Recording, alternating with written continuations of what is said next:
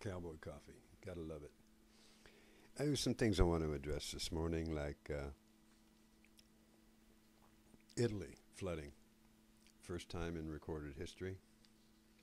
Sound a little odd to you? Like the storm in New York? There's some other things you need to know. A lot of the foods out there, even major brands like Dannon and Go-Gurt, do not have real fruit in them.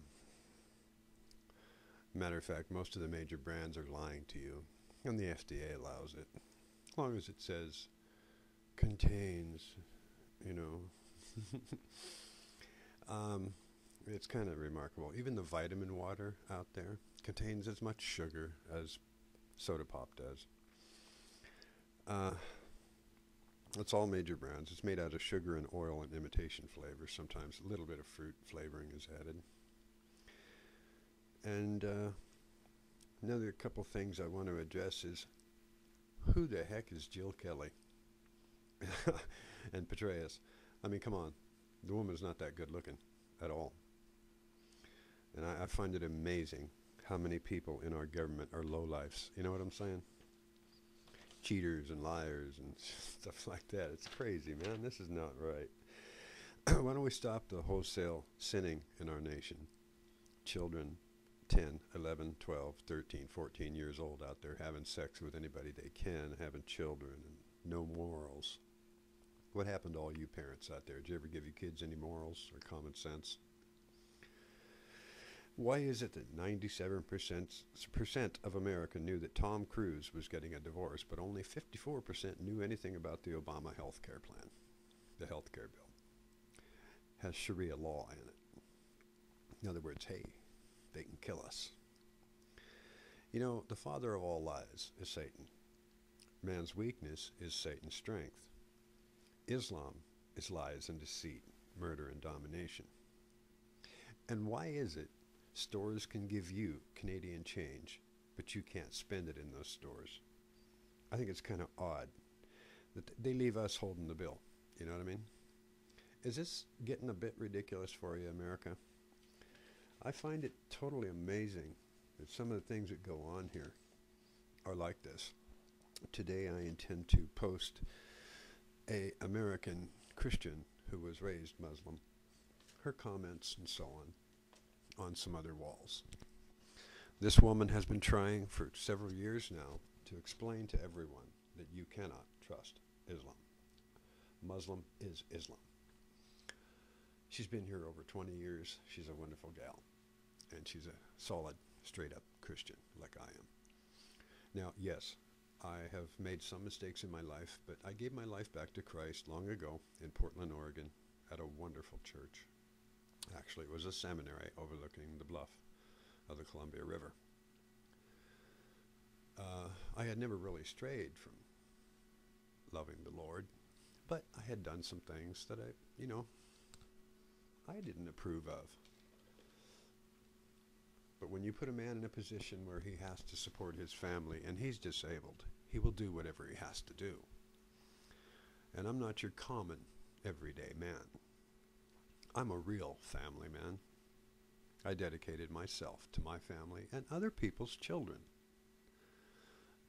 I find it amazing that our country has been led down this path and people are just being lied to. I was talking to a young man last night that said, oh, Obama's a great president. Look where he's taken us. Yeah. Let's see, he gave Israel to terrorists. He gave Egypt to terrorists. He supports terrorists. He bows to Islam. And you stupid people out here, you brainwashed, Kool-Aid drinking, undereducated people have not seen this. I find it thoroughly amazing that you cannot see the truth of what's going on in your nation. Are you really that stupid? Are you really that dumb? I'm sorry, but I have to tell you that it's really dumb what you're doing. And all the blacks out there that are for Obama, the man is not a black man. The man is a Muslim. You don't even know who his father is. No one does. It's between this guy, and they were all radicals. This man took Sharia law to Africa. Yeah, Barack Obama is the one responsible for Sharia law in Africa. I have a great admiration for African people. My favorite movie of all time was Shaka Zulu. What a warrior this man was. I love that man. I would love to have known that man. I have friends that I will, if I see them, I will walk up to them. I don't care what color they are. I don't care what their lifestyle is. I will hug them, a manly hug, and greet them as a brother, because that's who they are to me. My friend in New York, I want you to know that I have never lied to you. No more lies. Never will you get a lie from this man. I give you my word, I am your brother. I will stay your brother till the day I die. I love you. You're a good man. I know so many good people out there who are trying very hard to reach out and tell everyone what's going on, okay? Now, sure, I'm 62 years old, but I don't know if you can tell, but there's not, my body fat is maybe 1%. My arms are getting back to where they were when I was a young man. I'm rebuilding this body. I never had a six-pack. I had a two-pack of solid muscle. One of the reasons Mary loved me so much is because I did take care of myself, and I was a very clean man. It's been said to me that I've never been with a man as clean as you. Well, it doesn't take much to be a clean man, folks. Now, my house may be a little messy now, but at one time my house was absolutely spotless because that's how I lived. I was proud of who I am, proud of my accomplishments, and proud of the fact that I could give people jobs. My employees love me. There was one day I had this beautiful girl working for me, Maria, Hispanic, who also worked at a packing plant and came to work for me. And she was on break one day. I had an area all set up for my employees where they could take breaks. In booths, I actually installed booths for my employees where they could eat. I was walking by. It was kind of, in between rushes. And I heard her say, "God, I'd love some fried bread." Well, I came out about 5 minutes later with a nice plate of fried bread for Maria and the other waitresses, and they were amazed. You see, my skills are unlimited. There's nothing I can't make. I do Mexican food, Italian food, American food, all the soups. I make my own salad dressings, and they're made properly. Thousand Island dressing is not supposed to have relish in it, folks. It's supposed to have olives in it. My honey mustard is to die for. My creamy Italian is bomb. My Roquefort is famous. I want you to know that I love what I do, and I'd certainly like to get back and do that again. I can build restaurants all over this country if I just could get a start again. If I could just get started again, I'm a very, very good chef. There's no one out there that can outcook me. No one. No one. I've challenged people out there. Go ahead and try to outcook me. You won't do it. I can turn garbage into a gourmet meal. That's what my son says. Last night I made my spaghetti sauce. My son's friend was here, and she had it, and my son had it, of course. And my son was like, "Oh my God, Dad, we haven't had this in so long." Yeah, I know. It was about time. And then after we ate, I walked into the kitchen. I had a little yeast left, so I made a pizza. And there's beef in my sauce with meat in it. And that's the sauce I made, because I make all kinds of different sauces. My creamy red sauce was the first ever used in a restaurant. Yeah, first. Just like my father. I know what I'm doing. You see, my father was a chef also. My son is taking culinary arts. Culinary arts. When I went to chef school, my instructor Tip Wyckoff at Perry Institute asked me to explain to people how to pronounce certain words like mozzarella and so on. And he had us design our own restaurants, and I designed one called the Piazza, which is the porch. And he loved what I did. And Tip was a fabulous, fabulous instructor. He said, "Why are you here?" I said, "Because I need this." He said, "You already know how to do everything." I said, "Well, yeah, but you gotta have the certification and so on. You have to go to chef school to become a chef."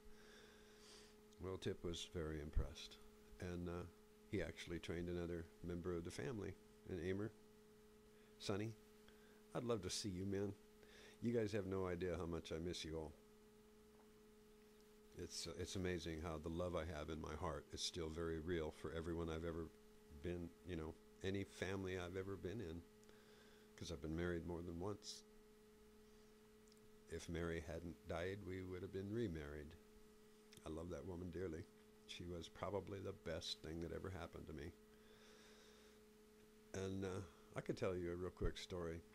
I had just gotten back from Ohio, and I had in my van a CB radio, and I happened to have a friend with me, and he was talking to his cousin on the CB radio, and that was Mary. Anyway, I said, "God, I love her voice." And the next day she came on the radio, and I says, "Hey, Mary, would you mind if I stop by?" Well, we sat and talked for hours and hours. In fact, from that night on, we never separated. We fell deeply, deeply in love, Mary and I. The moment our eyes met, we fell in love. I'd never seen eyes that blue before, folks. I'd never seen eyes that passionate and loving before, my friends. That woman took care of me. After 2 major back surgeries, she watched me crawl to the bathroom.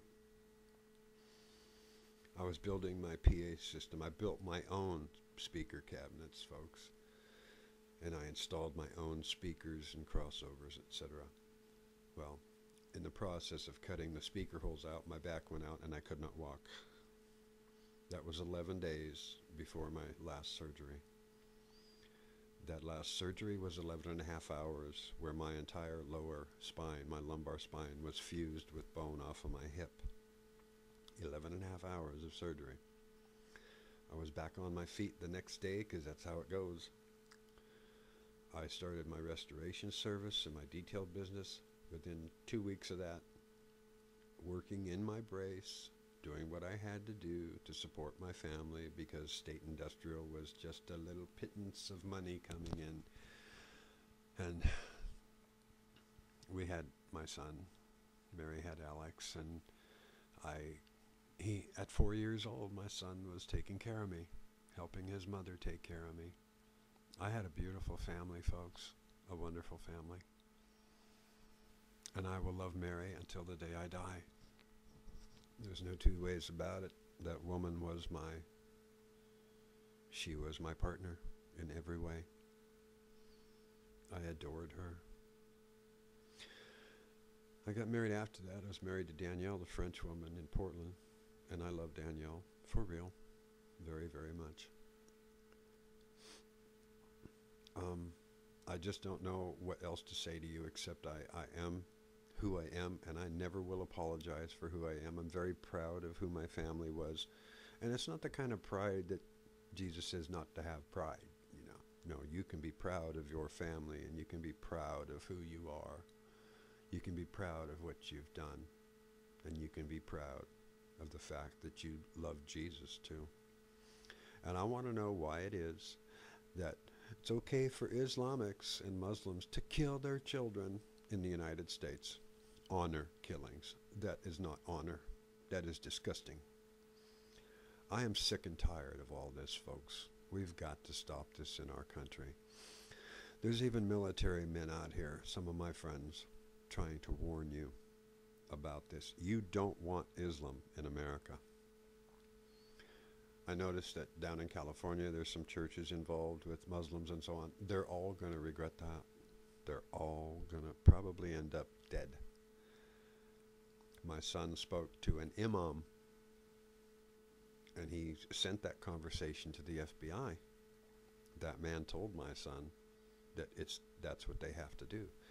They have to lie to us and deceive us to get close to us, to kill us if we don't follow their way. Is this what you want in the United States, America? Is this what you desire for your children? You want your little girls married to Islamics at 8, 9, 10 years old and made sex slaves? Do you want your wives stoned? Do you want your children put in concentration camps until they're brainwashed into following this way? We can't allow this in our nation. This is America, folks. This is the land of the free and home of the brave. This is a land followed under a constitution written by the people, not by the government, folks. You're all wrong in that. The government did not write the Constitution. The people wrote the Constitution and formed a government of elected officials.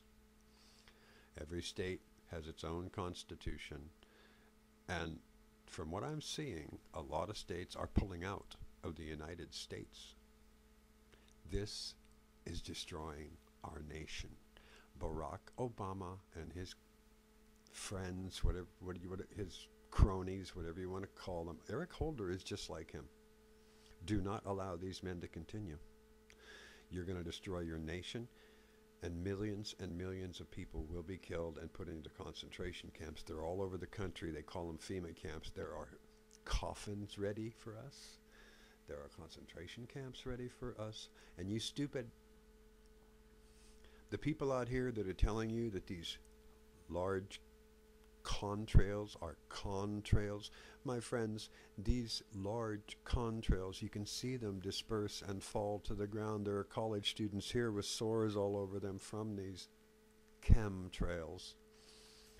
People have been trying to reach you for a long time and tell you what's going on. You need to pay attention. You need to get yourself together. You need to stand for what this nation is supposed to be. I've seen the greatness of this country, folks. The first president I was under, that I knew was Dwight Eisenhower and Kennedy and so on. And don't be talking bad about people you know nothing about. Some of you did not live at that time. You don't have any idea what went on and how much they tried to save this nation. You need to wake up. I can make you all some cowboy coffee that'll help wake you up. But I'll tell you this. I may be 62 years old, but I've never been a coward.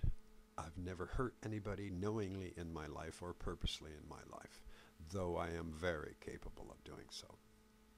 My father knew what was coming. He had me trained. My father taught me how to shoot. He taught my brother how to shoot. And my brother was a U.S. Marine, Vietnam era. My brother died of a heart attack over this at 58, folks, and I'm not pleased with our nation or the injustice in this nation. The police absolutely refused to do anything about this. They asked for my help. Detective David Cortez said, sure, we need your help. Get us all the information you can. So I did. I gave them handwritten notes that other witnesses had left at our home. Because we were well liked in Yakima, because we helped everyone. My dad would give the shirt off his back to a total stranger. I saw him do these things many times. My mother was the same way. My mom and dad were commanders of the Disabled American Veterans. They helped veterans most of their lives. My mother was a country singer. You've heard me say this before, in the 30s and the 40s, early 40s. If you knew my entire story, you'd understand where I'm coming from. I want justice. I demand justice for my family. I'm tired of this. I'm tired of living like this. I want my life back. I want to employ people. I want to help this nation to get back to where it was. If I can get started again, I will build manufacturing plants to make all the products that I use, because I make my own pasta, and it's made properly. I want to help this nation. I've got people who want me to run for the Senate. I'm sorry, folks, but I'm not a senator. I've told you I've made mistakes in my past. I will always admit my mistakes. I've always done so. I've never lied about who I am or the things that I've done. I've made mistakes, folks, but I've also saved lives.